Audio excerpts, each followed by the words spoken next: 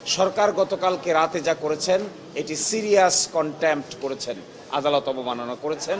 এখনও হাইকোর্ট ডিভিশনের ডাইরেকশনটা বহাল আছে।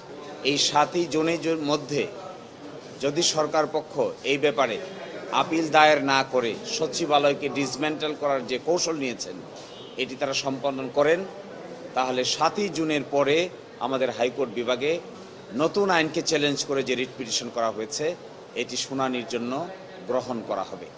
আজকে রাষ্ট্রপক্ষকে এবং অ্যাটর্নি জেনারেল অফিসকে এই মেসেজ দিতে বলেছেন।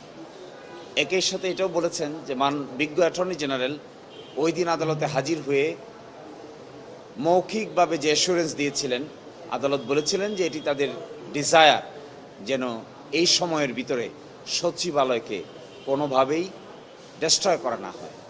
কিন্তু আদালতে সে ডিজায়ার তারা শোনেন নাই, আপিলও ফাইল করেন নাই।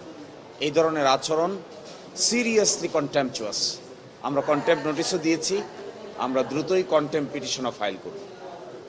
আমরা মনে করি বিচার বিভাগের সঙ্গে এই ধরনের আচরণ করাটা শুধু দেশের জন্য ক্ষতি না, দেশের ভাবমূর্তি বিদেশেও ক্ষতিগ্রস্ত হচ্ছে।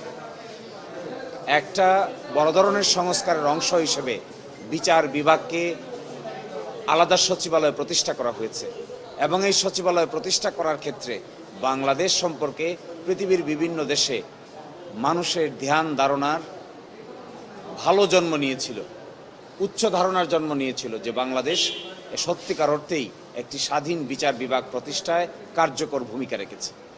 কিন্তু যে কাজ এখন করছেন এটা অনেকটা পিছন দিকে ঠেলে দিচ্ছেন সব কিছুকে। তারা পিছনে দেখছেন, তারা ফরওয়ার্ড লুকিং না, তারা রিফর্মের পক্ষে না, তারা বিচারকদেরকে স্বাধীনতা দেওয়ার পক্ষে নয়, বিচারকদের নাকে তারা নাগ পাশ লাগিয়ে রাখতে চান। এটি শুধু দেশের জন্যই ক্ষতি হবে না, দেশের ভাবমূর্তি দেশের বাইরেও ক্ষতি হবে। ইতোমধ্যে শুরু হয়েছে, বিদেশি যারা স্টেক কনসার্ন রেজ করেছেন, আলোচনা করছেন, গোলটেবিল বৈঠক হচ্ছে।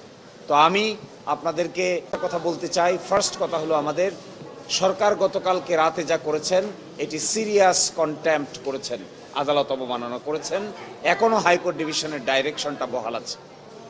সেকেন্ড হলো, যে রিট পিটিশনটি পেন্ডিং আছে 5ই জুনের পরে এটি শুনানির জন্য আসবে। থার্ড হলো, আদালত হাইকোর্ট বিভাগ বিজ্ঞ অ্যাটর্নি জেনারেলকে যে পায়াস উইশের কথা বলেছিলেন সেই উইশের প্রতি তারা বিন্দু পরিমাণ শ্রদ্ধা দেখান নাই। আর চতুর্থত হলো, এই কাজ করে বাংলাদেশের ভাবমূর্তি দেশ এবং দেশের বাইরে ক্ষতিগ্রস্ত করা হচ্ছে। আমরা বিশ্বাস করব যারা তারা এগুলো থেকে বিরত থাকবেন। আমরা আগামীকালকেই একটি কন্টেম্প পিটিশন দায়ের করব এই ব্যাপারে।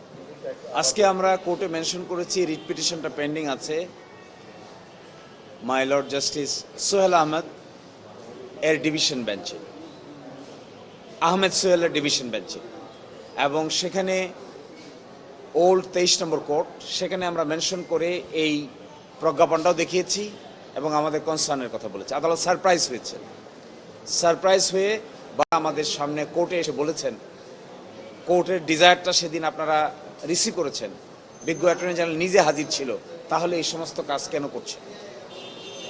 সকলে মিলে তো এটি ইমপ্রুভ করার কথা, কিন্তু আপনারা তো এটা পিছন দিকে হাঁটছেন। এই যদি কোনো আইনে লোফল থাকে, আইনে যদি কোনো ত্রুটি থাকে, তাহলে সেই ত্রুটিটা সংশোধন করার জন্য সকলে মিলে ফাইন টিউনিং করা যায় এবং সেটা সংশোধন করা যায়। কিন্তু তা না করে সচিবালয়ে যেটা এস্টাবলিশ হয়েছিল সেটাকেই তো আপনারা ধ্বংস করে দিচ্ছেন।